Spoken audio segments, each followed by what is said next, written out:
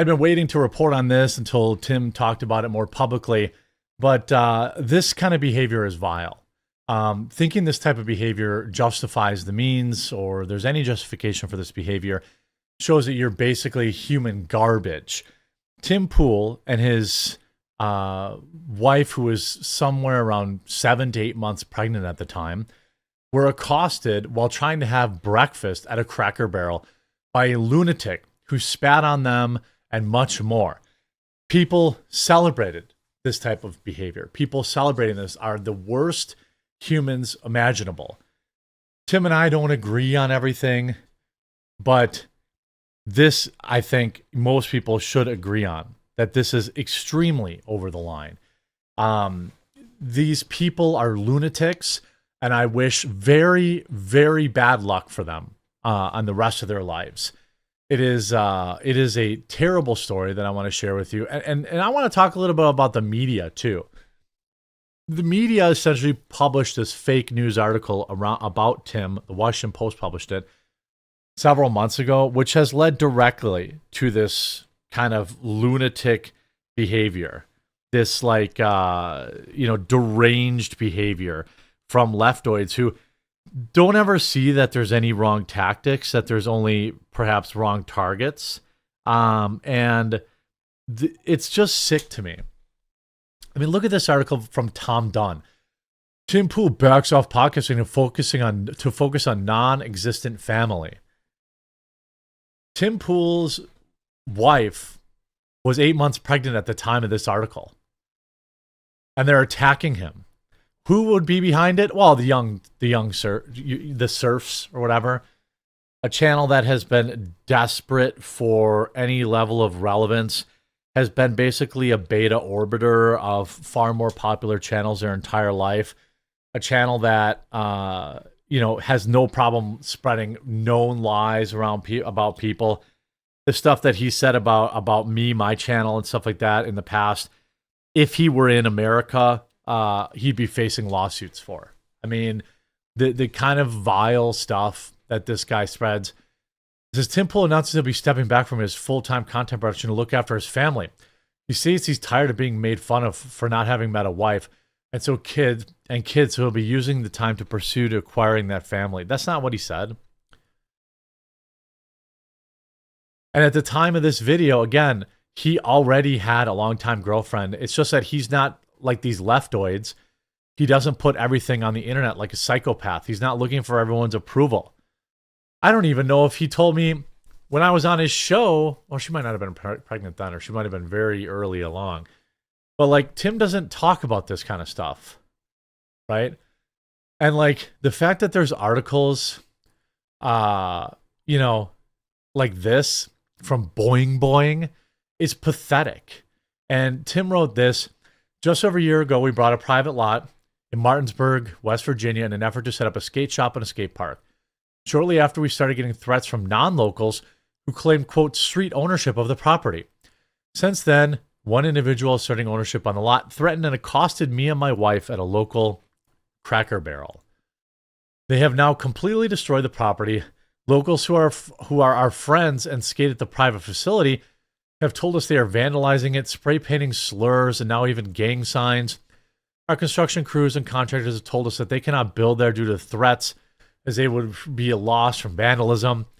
The city is upset, and they want us to bar entry to the property now, as the threats of violence and have left a void, and homeless individuals are now trying to take over the park. How many homelesses are in Martinsburg? Is that a big town? Never heard of it. Thank the fake news Washington Post for making everything worse by lying about what happened. It's now our only option is to let the city assume control and shut it all down. And I want to share a little bit of his video talking about this, but I also want to I really relate to this with Tim. Tim and I, we both love Magic the Gathering, for example. My favorite hobby, Magic, was co-opted by leftist lunatics. I basically got forced out of my favorite hobby, and I fought against it for some time, but at the end of the day, there was really no reason to continue to fight, to support a company that like didn't want me around and didn't want me supporting, didn't want me promoting their game. And nobody wants to stick around where they're not wanted. And sure, I still play Magic. I have an account I won't divulge, and every once in a while I jump online and I play, especially when new sets come out. But like the same thing happened to me that's happening to Tim, basically. He loves skateboarding. He loved skateboarding before he got quote unquote political, or before he had these particular political takes. And now the scene doesn't want him around, even though he could do great good for it.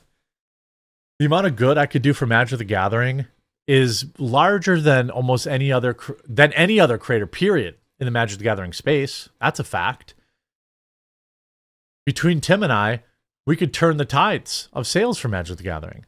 But it's run by woke weirdos, and so why should we give them our time, money, and attention? And so now, I play in the shadows, so to speak.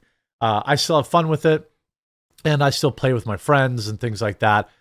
But it's just obviously not the same as being able to go. I used to love going to pre-release, a whole channel dedicated to Magic the Gathering. But eventually it's like, what am I doing? I'm promoting this game. I'm promoting this product for people that hate me. And so Tim finally hit that.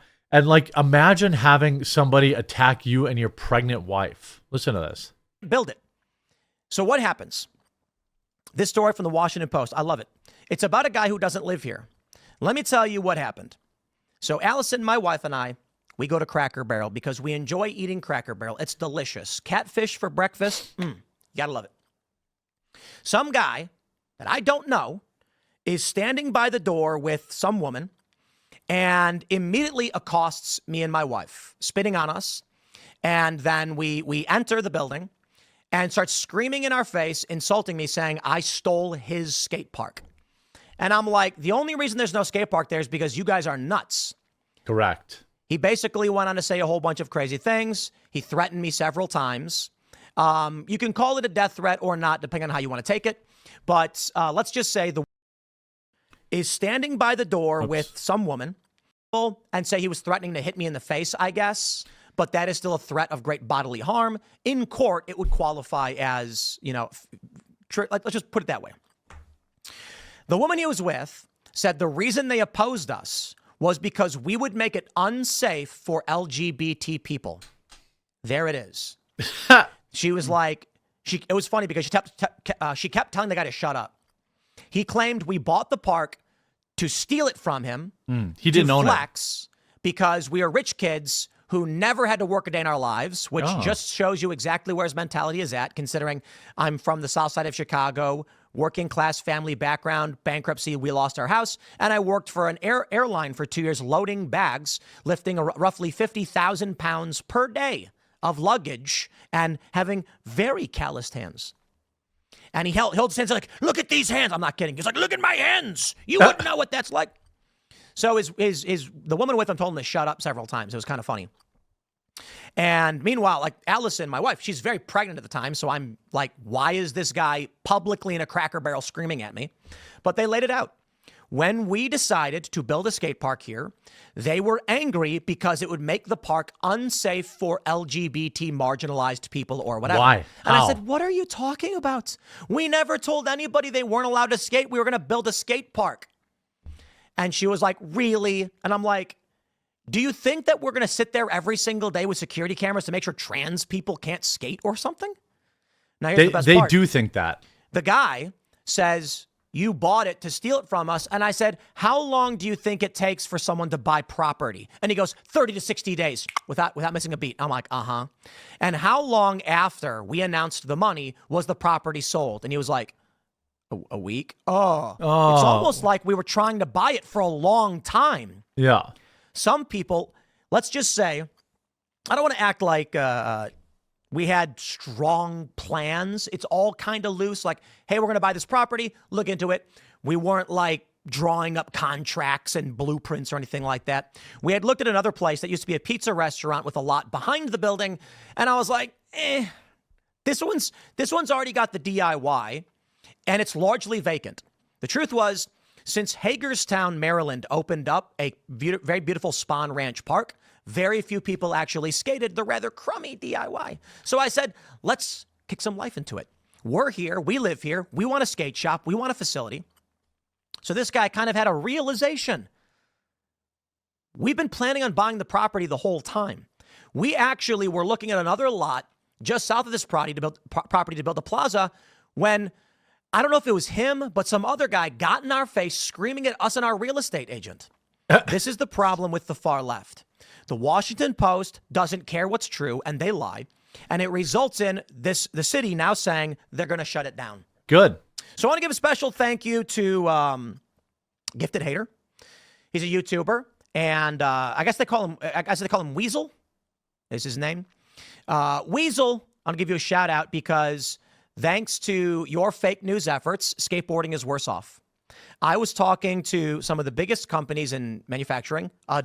They built our facility and they built the ramp I just showed you. Hey, look at me doing a switch flip on my mini ramp on the little bitty section. I know, I'm chilling. I'm an old man.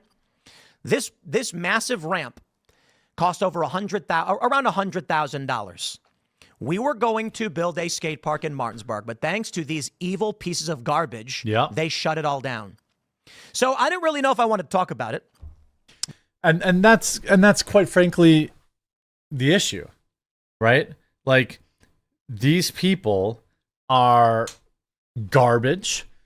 They see no problem going up to some dude and his pregnant wife who's not a personality on the YouTube channel, has nothing to do with any of the reasons that these people don't like Tim, but they have no problem accosting her, spitting on them, threatening him.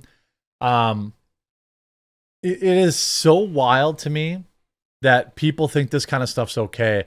That people would, put out this crap, for a DIY, which is basically, people come build the skate park. That's cool. That's fine. Whatever. But they didn't order it. They didn't own it.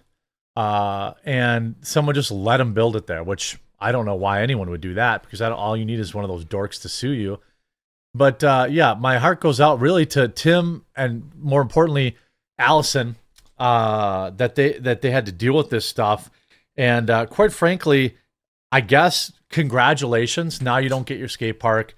And now you can skate. If I were Tim, I would destroy that DIY before I sold the property too. I'd take a jackhammer to the whole thing and destroy it. That's exactly what I would do, and that's exactly what he should do. Keep building your own park. Invite your own people over to your place, Tim. If you don't, at some point, you don't need to help the people that keep telling you they don't want your help. Talk to you again real soon.